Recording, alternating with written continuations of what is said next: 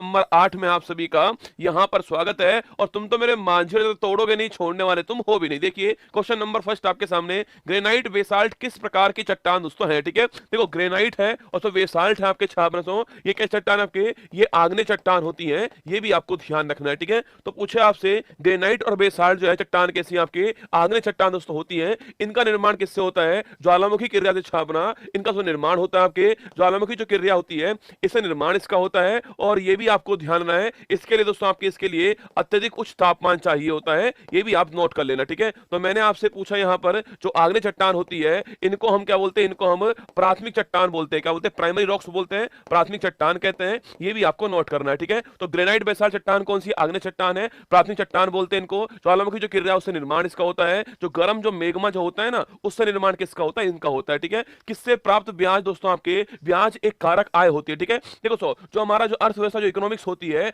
इस इकोनॉमिक्स के आपके चार साधन होते हैं। और इन चार साधन में पूछूं आपसे, एक होता है कौन सा आपके, एक होता है भूमि, कौन होता है, एक भूमि होता है, एक होता है श्रम, कौन होता है, एक श्रम होता है छात्र, एक भूमि है, एक श्रम है। ऐसे कुल दोस्तों चार साधन होते हैं ना, ऐसे कुल चार साधन होते हैं। और अगर पूछूं आपसे यहां से भूमि जो आपके, भूमि का दोस्तों क्या होता है आपके, भूमि का होता है लगान, क्या होता है, भूमि का होता है लगान, भूमि का होता है रेंट, क्या होता है, भूमि का हमको रेंट देना पड़ता है, श्रम को हमें देनी पड़ती है मजदूरी का देनी पड़ती है, उसको उसको मेहनताना जो मजदूरी होती है वो देनी पड़ती है। और जो पूंजी होती है इस पूंजी को मिलता है ब्याज, क्या मिलता है, जो कैपिटल होता है इसको मिलता है इंटरेस्ट। और जो उद्यमी होता है इसको मिलता है लाभ, जो एंटरप्रेन्योर जो होता है इसको मिलता है लाभ, ये भी आपको ध्यान रखना है। ठीक है, तो चार आपके साधन होते हैं, कितने, चार होते हैं। एक भूमि आपके, भूमि होती है, श्रम होता है, पूंजी होती है, उद्यमी होता है। ठीक है, मतलब लैंड है, लेबर है, कैपिटल है और एंटरप्रेन्योर है, ये चार होते हैं। ठीक है, पूछूं आपसे, भूमि का लगान होता है, रेंट होता है, श्रम का मजदूरी वेजेज होती है, पूंजी का ब्याज होता है, उद्यमी का लाभ होता है। इन चारों को अगर मिला लेंगे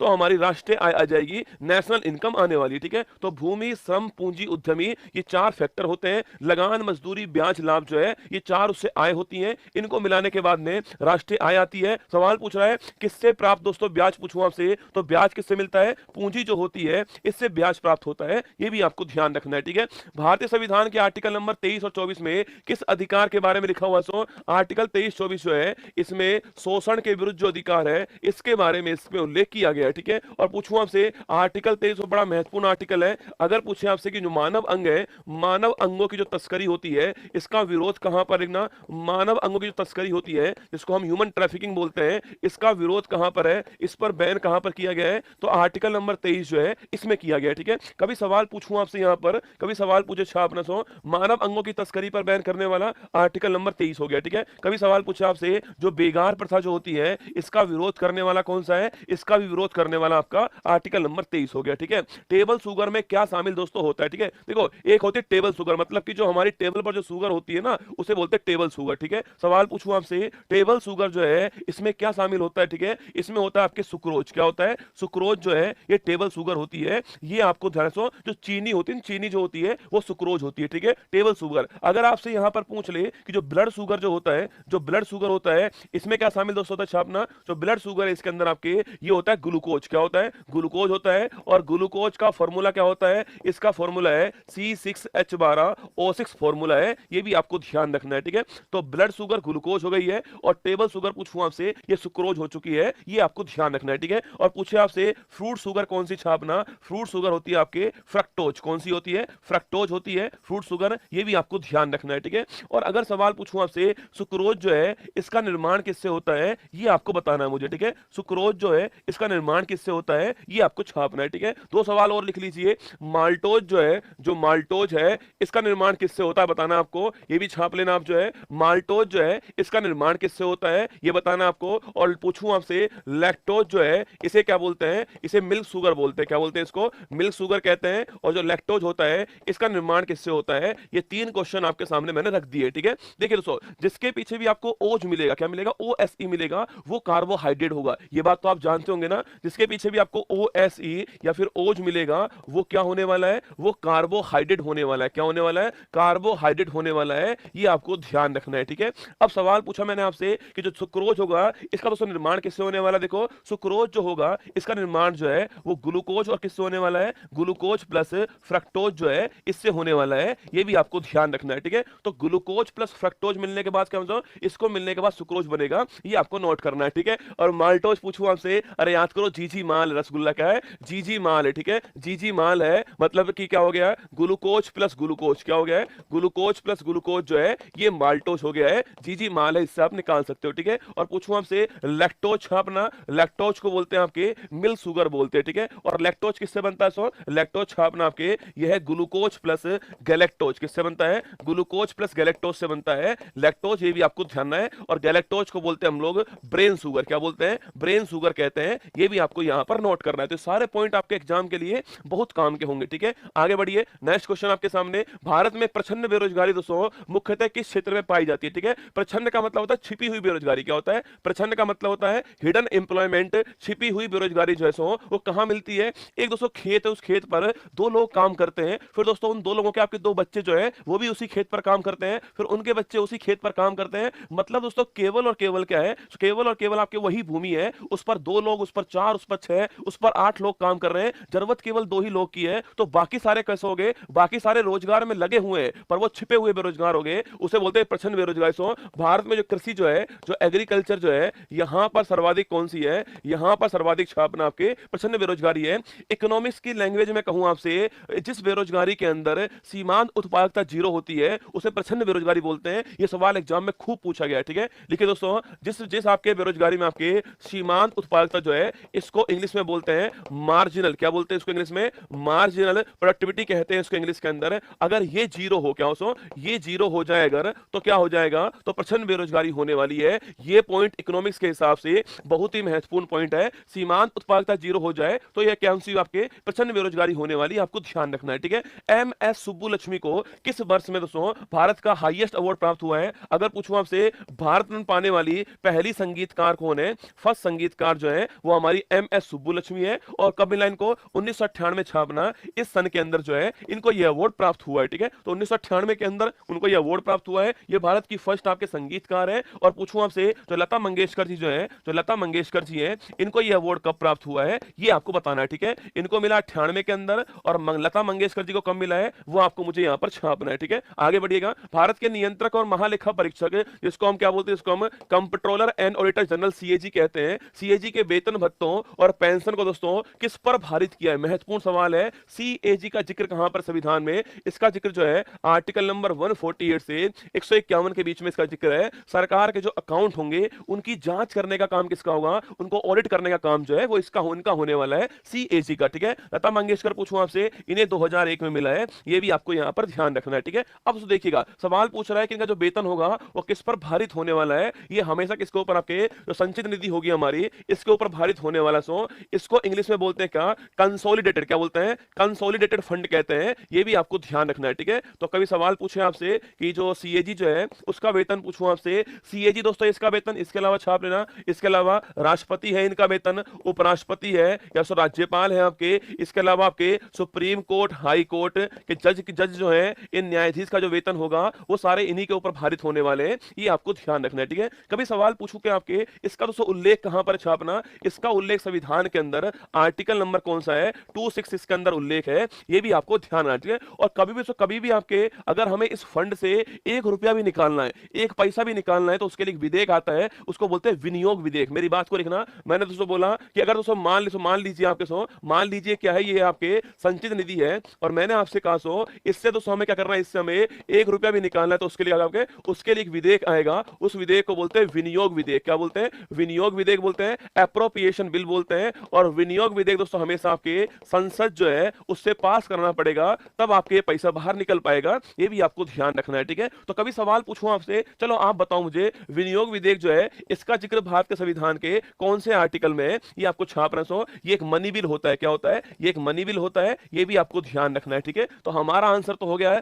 संचित निधि दोस्तों हमारा आंसर हो गया है, ये आपको ध्यान रखना है। एक सवाल भाई साहब खूब पूछता है एग्जाम के अंदर, एक सवाल से खूब पूछता है एग्जाम के अंदर, और वो ये है, सोच के आंसर देना, हाई कोर्ट के जो न्यायाधीश होते हैं, सोच का हाई कोर्ट के जो न्यायाधीश हैं, इनका जो पेंशन जो होता है, यह पेंशन किस पर भारित होता है, ठीक है, किस पर भारित होता है, ये सवाल आपके पीसीएस सीजीएल में खूब पूछा गया सवाल है, और अधिकांश बच्चे गलत करते हैं इसका आंसर। हाई कोर्ट के जो न्यायाधीश हैं, इनकी जो पेंशन जो होती है वो किस पर भारित होती है, एक ऑप्शन होता है केंद्र की आपके संचित निधि के ऊपर भारित होती है, या आपकी जो राज्य जो है उसके ऊपर भारित होती है। दो सवाल आपके सामने यहाँ पर, आपको बताना है इसका आंसर क्या है। सोच समझ के आराम से आंसर छापना। मैंने पूछा आपसे हाईकोर्ट के जो न्यायाधीश हैं उनका जो पेंशन जो होता है वो पेंशन जो है किसके ऊपर भारित होता है, ठीक है, सेंट्रल जो हमारा फंड है उसके ऊपर या फिर जो राज्य है उस फंड के ऊपर भारित होता है। आर्टिकल नंबर 144, पहले तो आप लिख लो मेरे साथ में, यहां पर सो पहले तो लिखिएगा आप जो है विनियोग विधेयक किसके अंदर है, आर्टिकल नंबर 114 के अंदर विनियोग विधेयक है, ये आपको ध्यान रखना, ठीक है।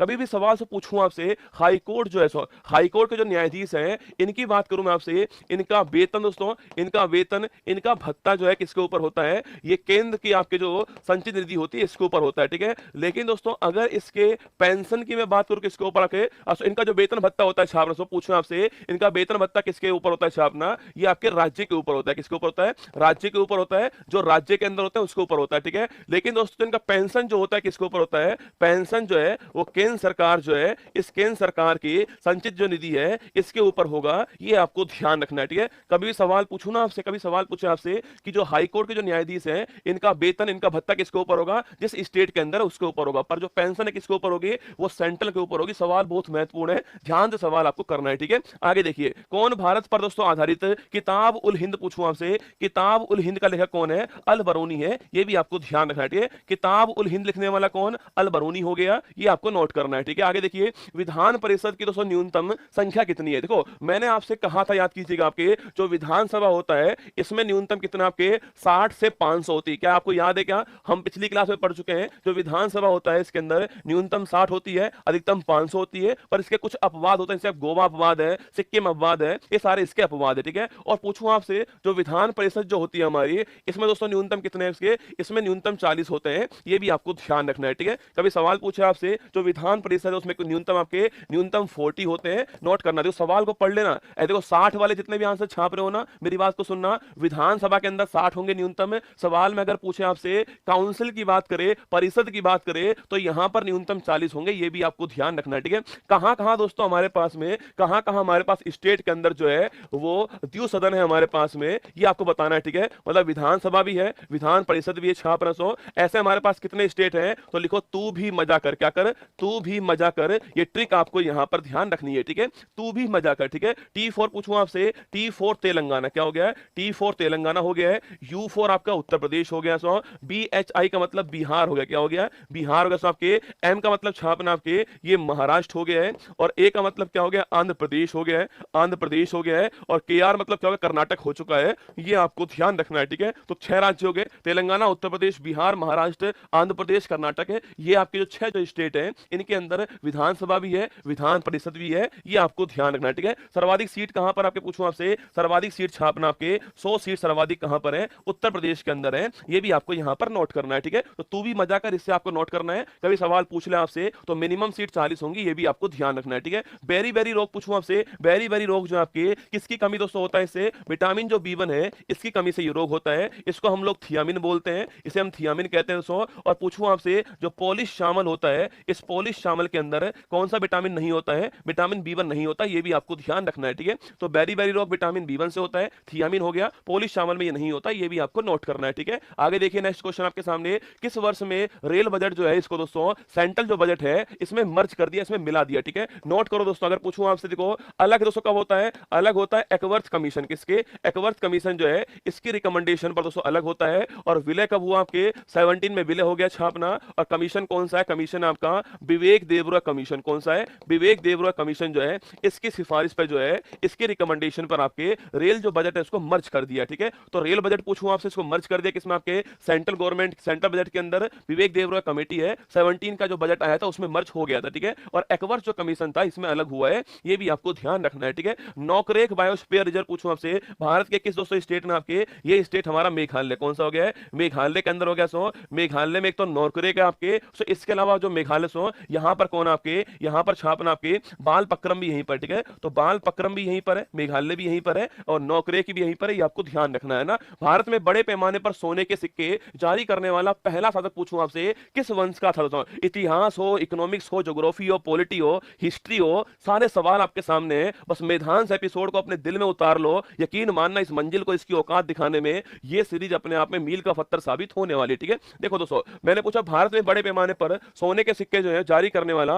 वो वंश कौन सा था, वो वंश था कुषाण वंश, कौन था, कुषाण वंश था, और पूछूं आपसे कुषाण वंश जो है इसका संस्थापक कौन था, ये आपको बताना है, ठीक है। सेकंड सवाल से कुषाण वंश के कौन से शासक थे आपके जिन्होंने बौद्ध संगति का आयोजन किया था, ये भी आपको बताना है, ठीक है। जिन्होंने बौद्ध संगति जो है इसका आयोजन किया था, इनका नाम भी आपको बताना है, ठीक है। देखो फाउंडर पूछो कौन आपके छापना, देखो कुषाण वंश दोस्तों हो गया ना, इसके फाउंडर कौन आपके, इसके फाउंडर है कुजुल कुडफिसस। कौन है ये, खूब पूछता है एग्जाम वाला, कुजुल कुडफिसस जो है वो इसके फाउंडर है, इनका नाम भी आपको ध्यान रखना है, ठीक है। जो कुषाण वंश है उसके फाउंडर कौन है, अरे फाउंडर कनेक्शन नहीं है आपके, फाउंडर कौन आपके कुजुल कुडफिसस इसके फाउंडर हैं, ये आपको ध्यान रखना है, ठीक है। और अगर पूछूं आपसे जो बौद्ध संगति पूछूं आपसे, देखो 4 बौद्ध संगति हुई है, मैंने पहले ही पढ़ाया था आपको, एक राजगृह में हुई है, सेकंड वाली वैशाली में हुई है, थर्ड वाली पाटलिपुत्र में हुई है, और फोर्थ वाली कहां पर हुई है, ये कुंडलवन कश्मीर कहां हुई है, कुंडलवन कश्मीर से यहां पर हुई है। और अगर आपसे पूछूं आपसे ये जो कुंडलवन कश्मीर में हुई है ये कनिष्क के टाइम पर होती है। और दोस्तों अगर पूछूं आपसे इस जो आपके बौद्ध संगति है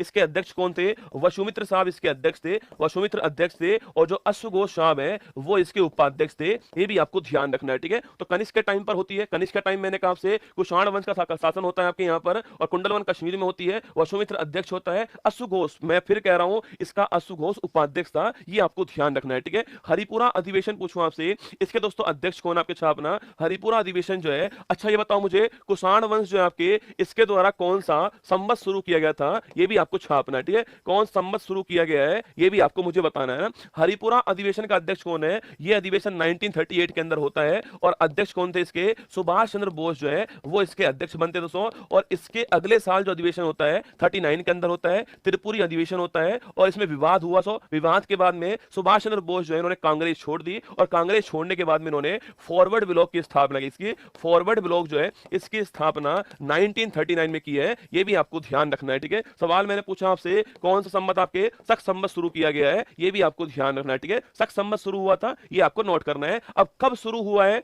ये आप बताओगे, ठीक है। शक संवत जो है इसकी शुरुआत कब हुई है छापना है, इसकी शुरुआत कब से हुई है ये आपको बताना कमेंट बॉक्स के अंदर, ठीक है। चूने के पानी में, चूना का जो पानी है उसमें कार्बन डाइऑक्साइड गैस को प्रवाहित करने पर बनने वाले दोस्तों अपक्षय जो है उसकी पहचान कीजिए। सवाल बोल रहा है चूना का जो पानी है COH का होल ट्वाइस जो है इसको बोलते हैं भुजा हुआ चूना बोलते हैं, COH का होल ट्वाइस बोलते हैं। इसमें CO2 गैस प्रभावित कर दी मैंने तो क्या बनने वाला है, CaCO3 बनने वाला है, इसको बोलते हैं कैल्शियम कार्बोनेट बोलते हैं, क्या बोलते हैं इसको, कैल्शियम कार्बोनेट बोलते हैं। और दोस्तों इसी का रंग कैसा होता है आपके, इसका रंग दूधिया होता है, व्हाइट होता है, ये भी आपको ध्यान रखना है, ठीक है। तो बनने वाला क्या होगा, बनने वाला कैल्शियम कार्बोनेट होने वाला है, CaCO3 होने वाला है, ठीक है। 78 हाँ छापना 78 जो ईस्वी है वो कार्यकाल होगा, ये भी आपको ध्यान रखना है, ठीक है। चलिए आगे बढ़ते हैं। 78 जो AD होगा वो कार्यकाल होने वाला है, ध्यान रखिएगा, ठीक है। किस चार्टर अधिनियम में, ये सवाल ढंग से पढ़ना, ये सवाल CGL में आया दोस्तों, ये सवाल CGL में था, ढंग से पढ़ना सवाल को। किस चार्टर अधिनियम में भारत के साथ व्यापार पर ईस्ट इंडिया कंपनी के दोस्तों एकाधिकार को पूर्णतः निलंबित कर दिया है, ठीक है। सवाल पूछ रहा है सो वह कौन सा अधिनियम है, वो कौन सा एक्ट है जिसके द्वारा जो भारत के साथ जो व्यापार हो रहा था किसका, ईस्ट इंडिया कंपनी का, उसका जो एकाधिकार जो मोनोपोली था उस व्यापार को पूरी तरह पूर्णतः निलंबित कर दिया। सवाल आपके सामने ये, ठीक है। देखो दोस्तों पहली बात तो पूछूं आपसे, देखो निलंबित कब किया आपके, निलंबित किया हमारा 1813 के अंदर। 1813 जो एक्ट था आपके उसके द्वारा जो है व्यापार का जो एकाधिकार जो मोनोपोली थी आपके उसको निलंबित किया गया। पर दोस्तों उसमें चाय और चीनी छूट गया, लिखना उसमें चाय और चीनी जो है वो छूट गया था, क्या सो उसमें चाय और चीनी जो आपके चीन के साथ जो व्यापार आपके ये इसमें रह गया था। और 1833 पूछूं आपसे 20 साल बाद में जो है ये पूरी तरह पूर्णतः जो है निलंबित हो गया है। तो कभी सवाल पूछूं आपसे कि एकाधिकार को समाप्त किस बिल से किया गया, तो एकाधिकार को समाप्त आपके इस बिल से किया गया, इस एक्ट से किया गया। पर अगर सवाल पूछे आपसे पूरी तरह किससे निलंबित हुआ, आपके पूरी तरह इससे हुआ है, सवाल को आपको ध्यान रखना है, ठीक है। एकाधिकार निलंबित इससे होता है, पर इसके अंदर आपके चाय और चीन का जो व्यापार आपके वो रह गया था, चीन वाला चीनी है ना, चीन वाला चीनी है, ठीक है, वो रह गया था। और आपके 13 के अंदर जो है पूरी तरह सस्पेंड हो गया है ये आपके एकाधिकार, ये आपको ध्यान रखना है, ठीक है। चलिए आगे बढ़ते हैं। नेक्स्ट क्वेश्चन, भारत के महान्यायवादी की नियुक्ति करने वाला कौन, ठीक है। देखो पहली बात दोस्तों जो महान्यायवादी होता है इसको बोलते हैं हम लोग क्या, इसे बोलते हैं अटॉर्नी जनरल कहते हैं, ठीक है। आर्टिकल नंबर 76 में इसका उल्लेख है। और मैंने आपसे पहले भी कहा हुआ है महान्यायवादी जो है वो हमेशा प्रसाद पर्यंत काम करने वाला किसके, राष्ट्रपति के, ठीक है। मतलब दोस्तों मेरे कहने का मतलब यह है कि जो महान्यायवादी होगा उसकी नियुक्ति, उसका पेंशन, उसका भत्ता, उसको पद से हटाना जो है सब कुछ तय कौन करेगा, आपके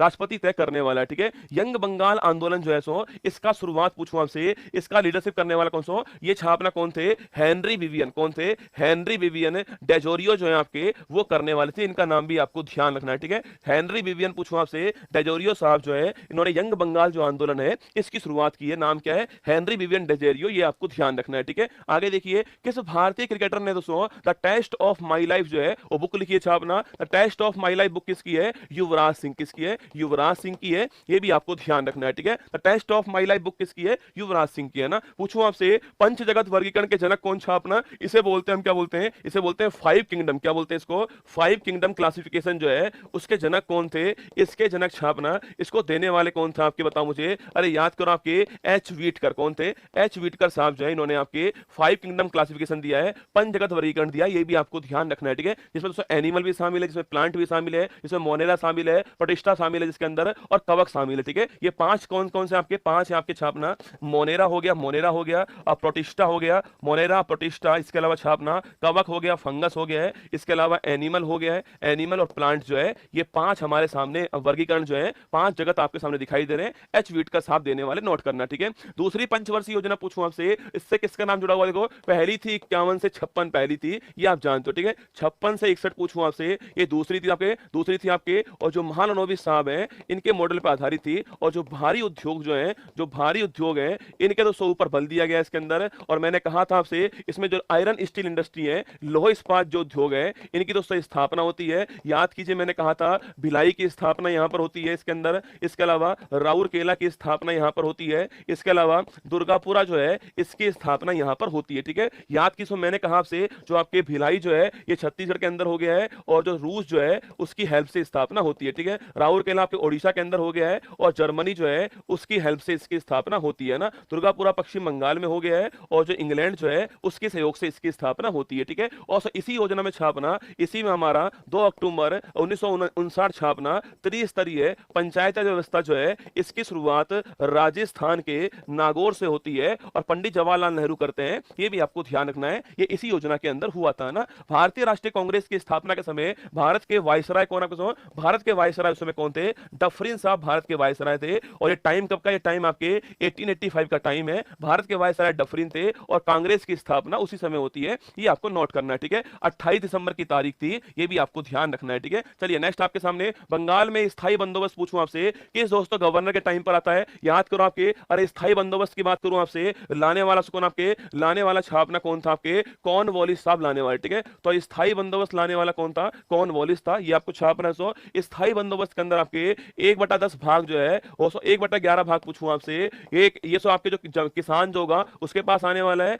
और 10/11 भाग किसके पास आने वाला है, जो हमारा ये दो भाग डिवाइड हो चुके थे इसके अंदर, स्थायी बंदोबस्त के अंदर कॉर्नवालिस साहब लाने वाले, इनका नाम भी आपको ध्यान रखना है, ठीक है। और पूछूं आपसे इसके अलावा रैयतवाड़ी पूछूं आपसे, इसको दोस्तों लाने वाले कौन था आपके, इसको लाने वाला छापना कौन था, रैयतवाड़ी बताओ। और महलवाड़ी पूछूं आपसे, इसको लाने वाला कौन, ठीक है। रैयतवाड़ी को लाने वाला रीड और मुनरो कौन था, रीड और मुनरो लाने वाला, और जो महलवाड़ी है उसको लाने वाला होल्ट मैकेंजी कौन था, होल्ट मैकेंजी था। तो ये तीन नाम आपको छापने, ठीक है। कौन कौन से नाम आपके, स्थायी बंदोबस्त कॉर्नवालिस हो गया है, रैयतवाड़ी रीड मुनरो हो गया है, महलवाड़ी मैकेंजी हो गया है, ठीक है। भारत में अर्जुन अवार्ड जो है इसकी शुरुआत कब होती है, 61 शुरुआत इसकी होती है, इसमें 15 लाख रुपए इनामी राशि है, और अभी हाल ही में 26 को यह अवार्ड मिला है, ये भी आपको ध्यान रखना है, ठीक है। 26 को मिला है, 15 लाख राशि है, 61 में शुरुआत इसकी हो गई है ना। भारत सरकार अधिनियम 1919 पारित होने के बाद सरकार के कार्यों को अध्ययन करने के लिए कौन सा संवैधानिक दोस्तों आपके, कौन सा आयोग स्थापित हुआ, बड़ा प्यारा सवाल। सो देखो 1919 का दोस्तों एक्ट आता है, इस एक्ट को हम क्या बोलते हैं, इस एक्ट को बोलते हैं हम लोग मॉन्टेग्यू चेम्सफोर्ड एक्ट, कौन सा बोलते हैं, मॉन्टेग्यू चेम्सफोर्ड एक्ट कहते हैं, ये भी दोस्तों आपको याद होगा, ठीक है। और सो इस एक्ट के बाद में इस एक्ट के अंदर जो है वो प्रांत जो है, इस प्रांत में ड्वेल सिस्टम जो है इसकी शुरुआत हो चुकी थी, है ना। इस एक्ट के बाद में प्रांतों के अंदर ड्वेल सिस्टम जो है इसकी शुरुआत दोस्तों हो चुकी थी ना। अगर आपसे पूछूं यहां पर इसकी समीक्षा के लिए जो है सो आयोग बनता है आपके, और वो आयोग कब बनता है, 27 बनता है छापना, और उसका नाम साइमन कमीशन था, यार याद करो, याद आपको साइमन कमीशन तो भारत में आता है, और 27 में बना था, 28 में भारत पहुंचता है, इसका विरोध होता है क्योंकि सारे विदेशी इसके अंदर होते हैं, याद कीजिएगा साइमन गो बैक का नारा रहता है। कभी सवाल पूछो साइमन कमीशन क्यों बना, साइमन कमीशन जो है इस एक्ट की समीक्षा के लिए बनाया गया था, ये आपको ध्यान रखना, ठीक है। तो इस एक्ट की रिव्यू के लिए यह कमीशन बना है, ये आपको नोट करना है, ठीक है। सह्याद्री पूछूं आपसे, सह्याद्री जो है एक किसका दोस्तों भाग है, ठीक है। सह्याद्री पूछूं आपसे, यहां रसगुल्ला, सो यहां पर आपके जो है, यहां दोस्तों कौन आपके, यहां पर जो है इसे बोलते हैं पश्चिमी घाट, क्या बोलते हैं, इसे बोलते हैं पश्चिमी घाट। सो इस पश्चिमी घाट का जो उत्तरी वाला जो हिस्सा होता है, सो जो उत्तरी वाला जो हिस्सा होता है इसे बोलते हैं हम लोग सह्याद्री, क्या बोलते हैं, सह्याद्री कहते हैं, ये भी आपको ध्यान रखना है, ठीक है। आगे बढ़िए, ये नेक्स्ट सवाल आपके सामने, पदार्थ की किस अवस्था में उसके कणों के बीच में अट्रैक्शन फोर्स सबसे कम दोस्तों होता है? याद कीजिए दोस्तों, मैंने कहा था आपके एक है ठोस है, एक द्रव है दोस्तों, और एक गैस है। अगर मैं ऐसे भरता हूं तो आपके क्या होता है, इनके कणों के बीच दूरी बढ़ती है, मतलब अट्रैक्शन फोर्स जो है, अट्रैक्शन फोर्स जो है कम होता है। तो गैस में न्यूनतम होगा, ठोस में अधिकतम होगा, ये भी आपको ध्यान रखना है, ठीक है। कौन सा नर्तक डांसर को दो नृत्य भरतनाट्यम दोस्तों और ओडिसी डांस संबंधित है? अरे याद करो, भरतनाट्यम प्लस ओडिसी पूछूं आपसे, देखो भरतनाट्यम प्लस कुचिपुड़ी पूछे आपसे, वो कौन है? वो तो है यामिनी कृष्णमूर्ति। कौन सी है? यामिनी कृष्णमूर्ति है। भरतनाट्यम प्लस ओडिशा पूछे आपसे, वो है सोनल मानसिंह। कौन है? सोनल मानसिंह है। इनका नाम भी आपको ध्यान रखना है, ठीक है। ये दोनों नाम आपके लिए महत्वपूर्ण है ना। पारितंत्र, अंतिम तीन सवाल आपके सामने। पारितंत्र पूछूं आपसे, इकोसिस्टम जो है सो, इकोसिस्टम जो वर्ड है, इसको देने वाले कौन था आपके? इसको देने वाले छापना टेंसले साहब देने वाले थे, ये भी आपको ध्यान रखना है, ठीक है। टेंसले साहब ने इकोसिस्टम वर्ड दिया है ना। किन वर्षों में भारत ने एशियाई खेल दोस्तों इसकी मेजबानी की है? दो बार की है। एक शुरुआती जो गेम हुआ था वो 51 के अंदर हुआ था, और 82 के अंदर छापना ये 9वां नंबर का गेम हुआ है। तो दो बार मेजबानी हुई है, 81 51 के अंदर और 82 के अंदर, ये आपको ध्यान रखना है, ठीक है। समुद्रगुप्त के कुछ गुणों को सिक्कों पर दिखाया गया है, जैसे कि एक सिक्के पर दोस्तों उस क्या बजाते हुए वीणा मिली छापना, जो वीणा बजाते हुए फोटो मिली है उनकी, ये भी आप जानते हो। और इनके टाइम्स कौन से? इनके टाइम के हरिसेन साहब इनके टाइम पर थे। और याद कीजिए, इनके द्वारा आपके क्या लिखी गई छापना, इनके द्वारा प्रयाग प्रशस्ति लिखी गई है, ये भी आपको ध्यान रखना है, ठीक है। इन्हें भारत का नेपोलियन बोलते हैं, ये सारी बातें आपको पता होगी, ठीक है। तो मैंने पूछा आपसे दो बार कब हुआ है आपके? 51 82 के अंदर हुआ है, और वीणा बजाते हुए फोटो मिली है इनके सिक्के के अंदर, ये आपको छापना है। हरिसेन इनके टाइम पर थे, और ये सारी बातें आपको ध्यान